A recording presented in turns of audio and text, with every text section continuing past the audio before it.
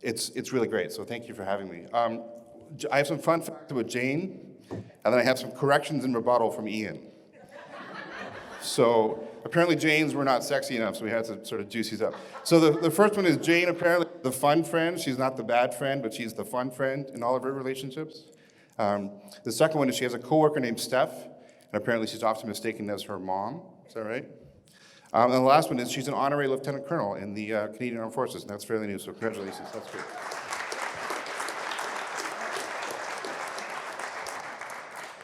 Now on to the juicy ones. The first thing is she's got a severe fear of missing out. That's what Ian says. Ian also says that apparently if Jane had to sing, dance, or cook for a living, she would die. And he underlined, really. The third comment is she has some issues with driving. Can we play the video from before of Jane? Yeah. And the last one, and I think this actually says more about Ian than about you, she's married to the world's most patient man. So without further ado, Jane, thank you. Thanks, Jay.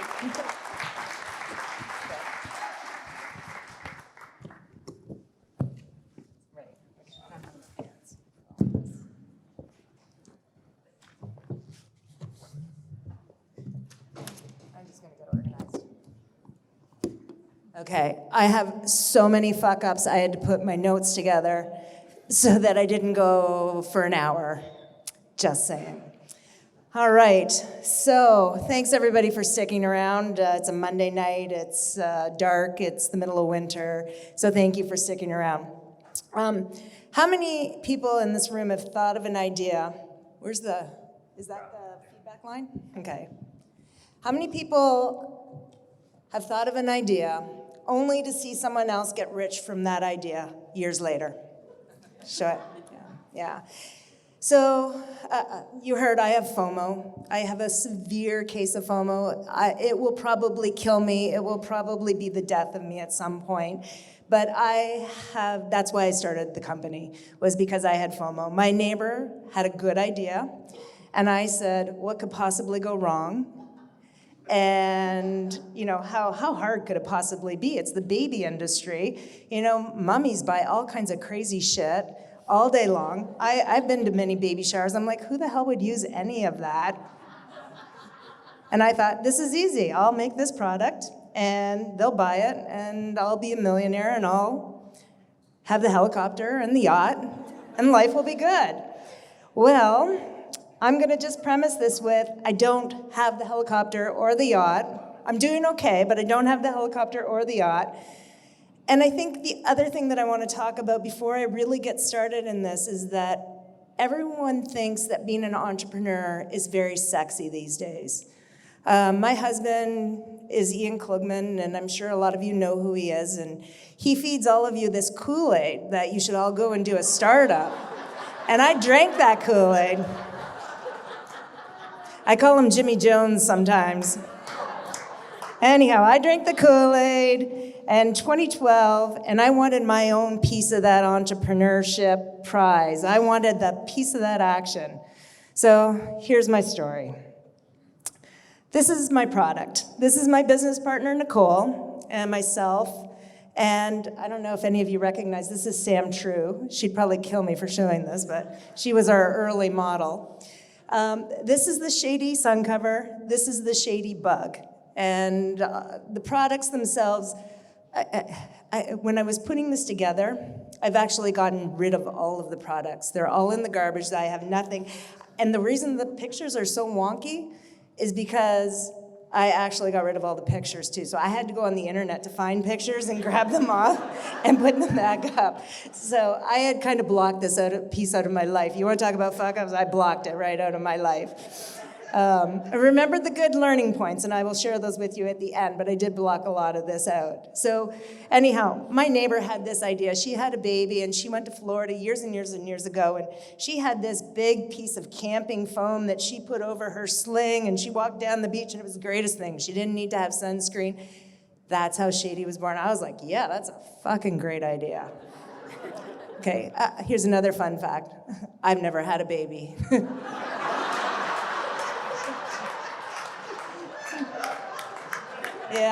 Yep. But what could possibly go wrong, right? Anyhow, in the beginning, all was good. I don't know, I'm kind of at the midpoint. I'm old enough that I need glasses, but I'm far enough away, but yet not quite. So anyhow, it was an idea. And people said things to us like, oh my God, what a great idea. And where were you when I had my kids? And this is awesome.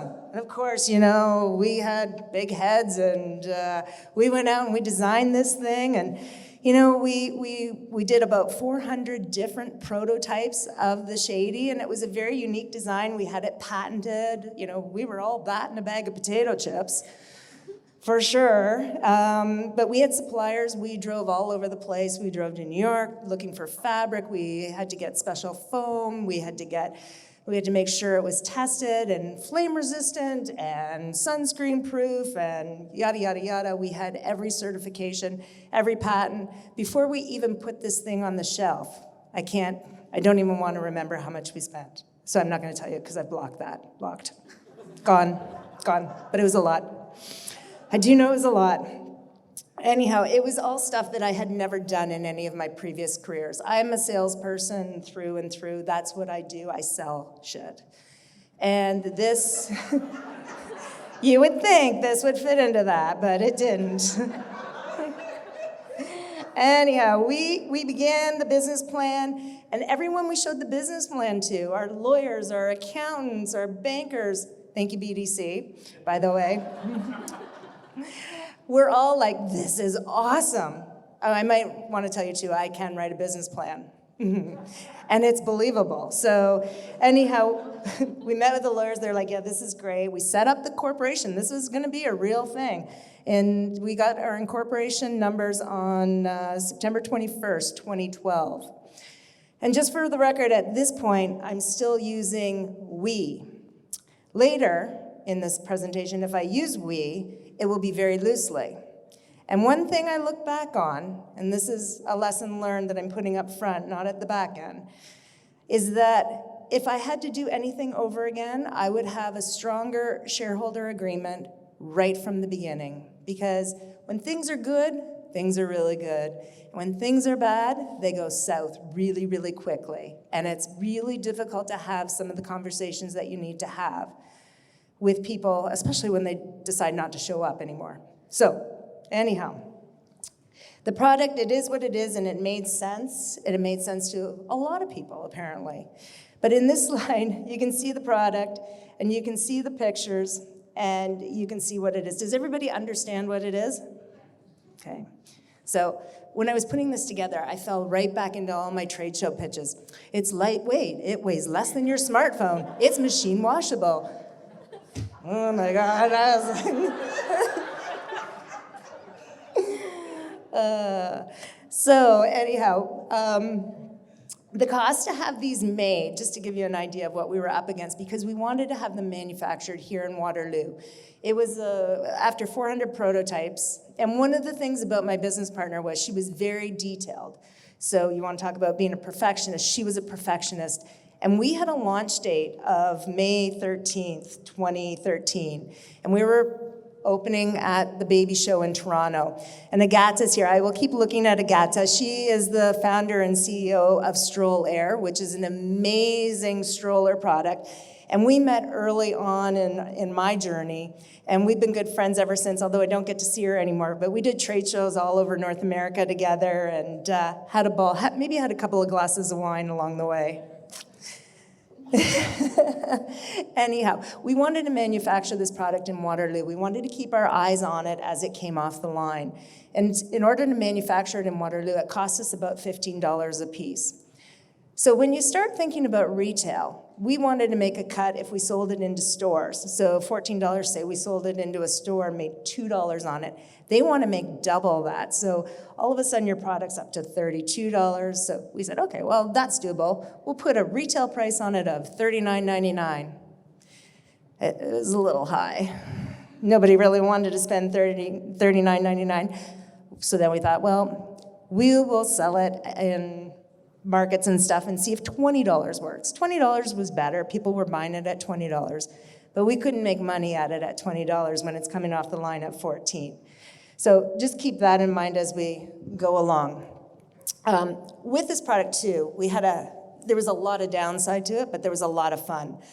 And at night, after I had made sales calls all day long, I would go on my computer at night, knowing that every single talk show in the world needs content on a daily basis. And I would plug myself into every single show and send them pitches every night. And it worked. I got on we were on the Today Show, I was on Marilyn Dennis, and they would do like interviews with us. It was a lot of fun. That was probably the highlight of the whole thing, if I had to say. But yeah, it was good. And I will talk a little bit too about Dragon's Den. So we did go on the Dragon's Den. I heard that they were coming to town and that they were going to do an audition here in Waterloo. So it was at the Tannery, and I found out about it the day before, and I got us in. We were first in line. You know, I had visions of the people wanting to apply and being wrapped around the Tannery, you know, waiting in line. So I was like, we're gonna get there first. Well, we were there so early, and it really wasn't that busy. I guess nobody wanted to be on Dragon's Den. Anyhow, we made it to the den, and we actually came into the den. Actually, I'm gonna back up just a sec, because it's a piece of it. Before we went to Dragon's Den, a month after launching, and we did make the launch for the baby show, a month after launching, I had reached out to Arlene Dickinson, and I had said, I'd like to get in front of you with this product. And for whatever reason, she accepted, and she said, yeah, come on down.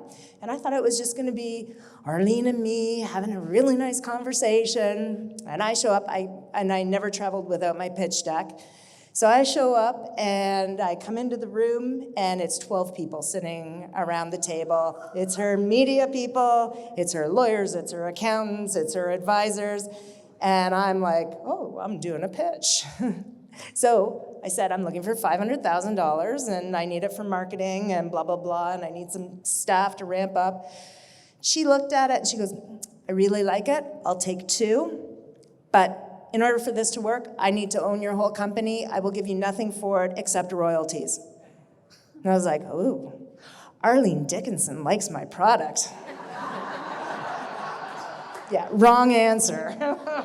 I'm thinking, I'm a month into this thing. I have blown my brains out for the last 8 months designing this product. If Arlene Dickinson thinks it can make it. I'm doing it. So stubborn got in the way, ego got in the way, and away I went. Hindsight being 2020, I'd give Arlene Dickinson that company any day of the week right now and sit on the beach and wait for the royalties. Let her run it through her marketing machine. Anyhow, as I was walking down the stairs into the den for the Dragon's Den, I knew Michael Weckerly, because he had been in town quite a bit, buying buildings and such. David Chilton was there at that point, and then Arlene was there. So I'm walking down the stairs, and they're all like, hey. And I'm like, hey. So I'm feeling pretty good as we go into the den. And then Arlene's like, yeah, well, I'm not investing. And everybody's like, well, why? Well, I like the product, but I'm just not. And they're like, well, tell us your story, Arlene. But she didn't, and she wouldn't, so that was good. And then David was like, I'd like to invest. You know, they're from Waterloo. I'd really like to invest, but I'm out. And then Weckerly's like, I'm in. And so he invested. And there's a lot of funny stories that go along with the whole Weckerly experience. And I'll take that aside if anybody wants to get together on another day or hear another president, another glass of wine. I can tell you stories. But he did invest, and we had a lot of fun with Michael as long as we didn't meet him after 6 p.m. at night, because that was a fuck up.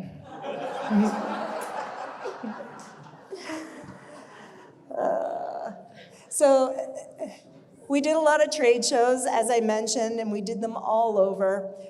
There was also a lot of crazy that went along with the shady. And this is a fun one. So I was a finalist in the Preneur of the Year Awards. Again, I'm not a mom.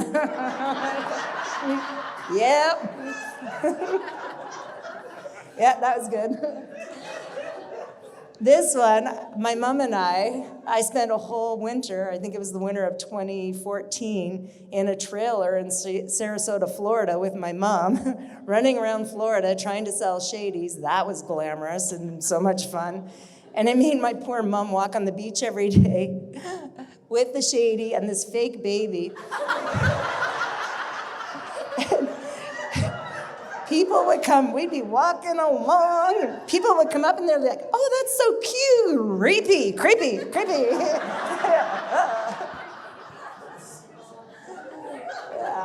Yeah. Lots of fun. Oh, so we went to Vegas and Elvis got a shady for sure. That one up there, the baby, and that's an ugly baby, but I don't know why it didn't sell. So that baby is holding a fan, and I used to do a lot of outdoor festivals, especially in California, and I had made up this sign. It's on a popsicle stick. I was bored in a hotel one night, and it says, I'm a shady fan. And honest to God, more people walked around the festival with that thing, and they were like, oh, this is the best. Like, I should be selling these, not the shady. And there's my mom and me on the beach. And then I got student interns from Laurier, and I made them wear the shady and the baby and walk up and down Yonge Street, too. Anyhow, not much later, we were running on empty. And when I say that, I mean energy-wise, bank account-wise, there wasn't much of anything left. And my business partner was showing up less and less. And I knew that all we had to do was make more sales. If we could make more sales, we could dig ourselves out of this. So every week, I would have bi-weekly meetings twice a week and go over our sales list, and I would say to Nicole, okay, you've got to go and you've got to make this many calls today, and I'm going to make this many calls, and then we'll get back and we'll compare our notes and see where our best opportunities are. So we do this, and we come back. I'd say, how'd your calls go? Oh, they went good. She didn't make one call. She's not a salesperson. She doesn't like it. And I didn't realize this. So as much as it was what we needed to do, I stopped having the meetings because in the 2 hours a week that we were meeting, that was 2 hours I wasn't making calls. And I knew that I had to make calls, and I could make another 30 or 40 calls in those 2 hours, and that's what had to be done. So I just continued to make calls. She continued to disappear out of the business. She would show up if the media showed up. She would show up if we were going somewhere warm.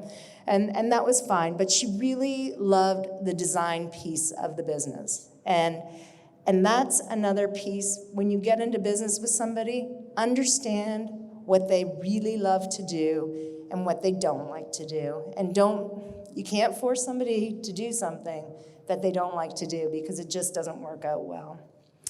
So I had developed a list of ma and pa stores throughout North America. There was about 2,000 companies on my list, and I just called, and nobody wanted the shady, ever. Okay, I sold it to a few, but not many. So anyhow, I did get an opportunity to get in front of both Walmart and Target, which made me very excited for a nanosecond, until I actually got in front of them and did my pitch, and they're like, sure, we'll take shady. And then they showed me the contract. And it was then that I knew if I got into Walmart or Target, it would kill me. It would kill the business. It would probably end up taking my house and my cars and any single asset that I owned.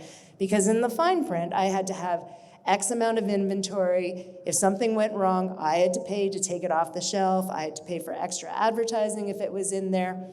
So I was like, okay, well, it looked like the golden egg, but it wasn't. So I went back to the mom and pa stores. And then I knew that I had to do something different. So I did one last ditch trip to California and Vegas. And I decided that maybe shady should be worn as a hat. And actually, people loved it. I sold more shadies that day than I ever did. Yeah, that was a good day. Actually, Agata's partner, Kinga, who couldn't be here tonight but was planning on coming, She and I were in Vegas, and she drove me to the airport. But before she did, we were sitting at our hotel. I think it was the Wynn Hotel. And the owner of the Wynn Hotel, he walked by me as I'm sitting at the pool, and I'm just working on my computer. And he looks down, and he's like, "What are you doing?" I said, "I'm just waiting for, time to go to the airport, but I'm just, working on some stuff." And he says, "I'm the owner of this hotel. Let me tour you around." And I was like, "Okay." So we get up and we walk around the pool, and he's showing me all the things that he wants to do. And he goes, "What do you do?" And I said, "Well, I have this company, and it's shady sun gear, and it protects babies from the sun." Oh, I just fell right into that routine again. Ugh. So he says, "Oh my God, that's fabulous. Show me." So I showed him the product, and he says, "I am going to put this into all of my retail outlets in all of my hotels across North America." I was like, bonus. I'm done here. Anyhow, phone call after phone call after phone call after phone call after I got home. No such thing. Anyhow, it was a fun, exciting day on the day, but after that, it's like, buyers are liars, and until you actually get their check and you get your product in their store, it's not worth anything. Okay. All right. So this, I think, is important. After 4 years, it was time to decide what to do. And I really thought my only option was to just shut it down. But on that same trip, that last trip, when I was in Vegas, I came across a guy who sells Canadian-made goods in Asia at a premium. I was like, "Oh, well, this could be something." So I approached him, we started talking, he liked the product, and I think he liked me, and turns out he was from Toronto, and then turns out he actually moved to Stratford after that, and I've lost track of him, I don't know where he is right now. But he was on a plane 50 weeks out of the air, and he was selling these any kind of Canadian-made goods as a distributor into Asia. And he said, in Asia too, they're so concerned about the color of their skin. They want to keep it as light as possible. Sun is not a good thing, so this is a great product. I will buy your company. I was like, hallelujah, you can buy my company. And I didn't even care. You can take all the inventory, you take all the fabric, you take everything. So we had van after van of crap that went over to his place. Stuff that went over to his place.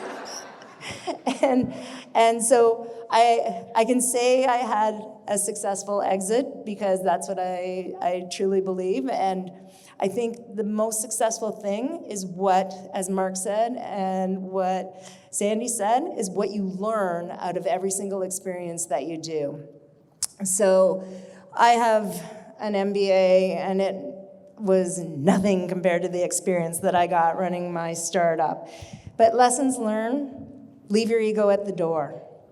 Check opportunities with outsiders. So that's advisors, people who aren't inside your company. Because sometimes when you're in your company, you're just too close to everything. And that's the Arlene Dickinson. If I would have maybe expanded to somebody else, they would have said, "Jane, for sure, take Arlene's deal. Don't even think twice about it." Don't believe your own press, and choose your partners carefully. Find someone you can learn from, someone you trust implicitly, someone you like a lot, if not even love a lot, someone with similar ideals and goals to you. Friends don't always make great business partners. Family doesn't always make good business partners. And expect to work very, very, very, very, very, very, very, very, very, very, very hard. I learned there's something good and something fun in everything we do, even if it's painful. And the biggest lesson I learned is to have someone who's in your corner. My husband was and is amazing. He was my sounding board, he was my rock. He had this saying, he said, "No one's gonna die through this. Just keep going, it's okay, just keep going. Or stop, do what you need to do. You've gotta figure it out, but no one's gonna die, keep going." But I was failing, and I don't remember ever failing like that before, ever in my life.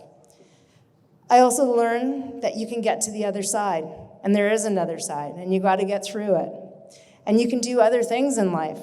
I've been very lucky. I've had quite a number of different careers, and I've loved all of them. Now I sell commercial real estate, and I love selling commercial real estate. But I'm stronger and I'm smarter and I'm a different person.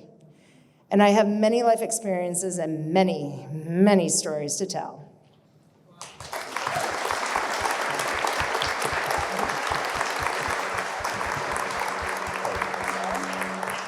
Any more hands?